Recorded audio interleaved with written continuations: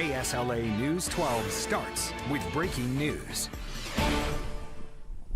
We start tonight with breaking news. A man was shot to death this evening in the 1900 block of Bushnell Lane in Shreveport. According to police, someone came to the house, asked for the victim by name, and then shot and killed him. The shooting does not appear to be random, and police are looking for one suspect at this time who's considered to be armed and dangerous. We're still working to get a description of that suspect, and as we learn more, we'll update you on air and on our KSLA News 12 app. Meanwhile, Shreveport firefighters have been battling multiple fires all over the city this weekend. I'm Destiny Patterson. Let's get straight to the first one at Linwood. This is video of the abandoned building near the corner of Texas Street and Linwood Avenue. The fire was allegedly started by a homeless man around 2 a.m. Firefighters say the fire started on the 4th floor and then spread to the 1st floor of that building. There were no injuries, and the man that allegedly caused that fire was taken to the hospital. Over in the Allendale neighborhood, roughly 26 firefighters helped put out the flames at this house. You can see the heavy flames coming out of the front of it. One man was hurt but managed to escape. This happened around 9:30 this morning. Currently, the cause of that fire is under investigation. Hi, Jessica. How are we doing today? It was a beautiful day compared to the past two.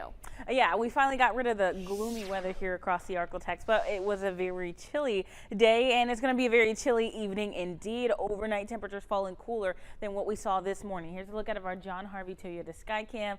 Just a beautiful and mostly clear night, but we will see clouds on the increase heading into late tonight and early for your Monday. Here's a look at current temperatures, though. We're in the mid to upper 40s all across the Arklatex. 46 currently in DeQueen, Texarkana sitting at 46 as well. Magnolia, Arkansas right now at 42. It's currently 43 in Homer, 48 in Shreveport, Marshall, Texas. One cooler spot sitting in the mid 40s, but overnight temperatures will be falling much cooler than they did just last night. We're looking at Texarkana now reaching freezing for Monday morning, and the I-30 corridor as a whole around freezing and below in the 20s, so don't forget about the pipes, pets, and people. Mid-30s, so along the I-20 corridor in areas pointing to the south. Now, we are going to see temperatures warm up, and actually we're looking at highs skyrocketing coming up in your full forecast. We'll take a look at what we can expect for Christmas. We've learned several people who've been near Governor Bel Edwards tested positive for coronavirus. That includes 2 staffers in the governor's office and one of the leaders in charge of a state agency. Officials are not saying which leader is COVID positive, but we do know the governor tested negative on Friday. We're told everyone is doing well and they're isolating. The State Workforce Commission will reconsider denying unemployment money for nearly 12,000 people. This is specifically for money that went out as part of the Pandemic Unemployment Assistance Program. Eligibility requirements changed, meaning some of the people who were previously turned away may now qualify. The Workforce Commission will reach out via its online portal. If you're not contacted, though, that means that you're not eligible. President Joe Biden is planning to make a speech Tuesday on the new challenges posed by the Omicron variant. According to a White House official, the president will address the growing number of cases and hospitalizations and deaths heading into the holidays. President Biden is likely to address that the latest variant, Omicron, weakens the effect of 4 major vaccines and every authorized antibody treatment. While it's not clear if it's a milder variant with current trends, it's likely many hospitals across the country could potentially see an uptick once again. The end of the year holiday season may not be so jolly for the White House. That's because a sweeping economic and climate package supported by President Biden still doesn't have enough support from the Democratic Party. John Lawrence reports. President Biden's Build Back Better bill is dealt a battering blow.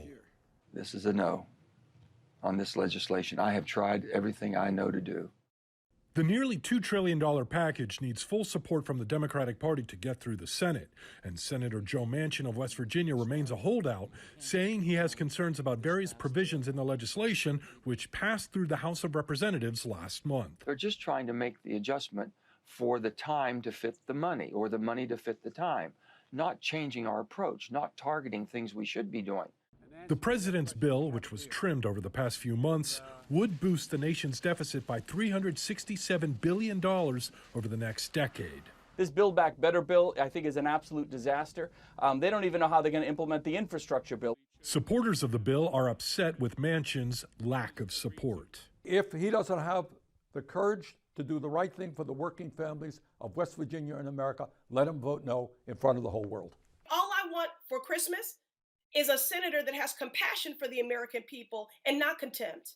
I'm John Lawrence reporting. Manchin informed the White House and Democratic leaders about his decision before going public with his announcement. That's according to 2 sources.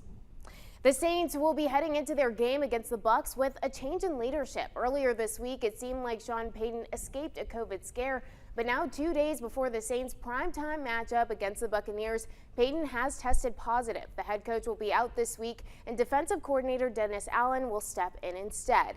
This is the second time that Payton has contracted COVID. The first was in March of last year when the pandemic was still fresh. Offensive coordinator Pete Carmichael will assume play calling duty on Sunday. Allen will continue calling the defense, but the difference for Allen is that he's now tasked with making the tough decisions like when to go for 4th down. Luckily, this is not Allen's first rodeo. He was head coach for the Raiders from 2012 to 2014. Having some head coaching experience helps in situations like these. You know, and obviously whenever you're in a deal like this, it's not an ideal situation, but, you know, I'm excited about, you know, the opportunity to go out there and perform on Sunday night. I think our guys are excited about it.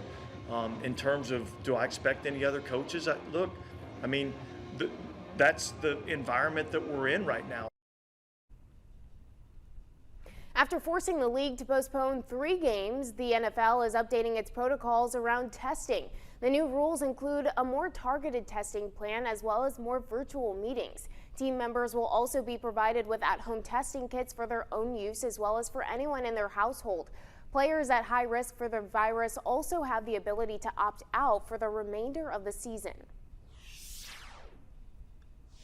Procter & Gamble is issuing a voluntary recall of more than 30 aerosol spray products, including dry shampoo and dry conditioner. The recall is due to concerns over the levels of the chemical benzene, which is known to cause cancer.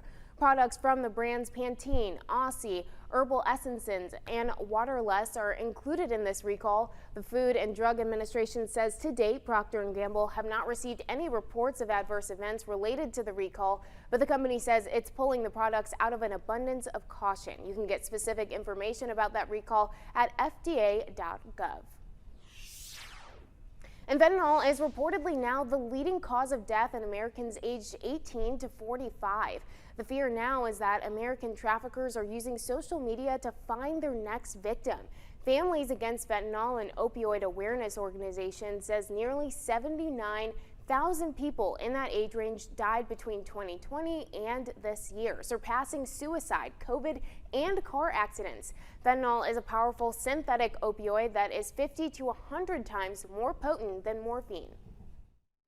And they're making them look like they're real oxycodone, like they're real hydrocodone, Percocet, Adderall, and then they're bringing them, flooding them into the United States and falsely advertise them, marketing them as though they were real pharmaceuticals. So you have a teen on Snapchat, an older American who's looking for pain medicine that they might be able to get cheaper online, and they're finding these pills. The Americans believe that they're getting the actual pharmaceutical pill. They're not. What they're getting is fentanyl. Experts say it's important to remember one thing when it comes to fentanyl: one pill can kill. The only medicine you should take is what's prescribed to you personally and filled at a local pharmacy.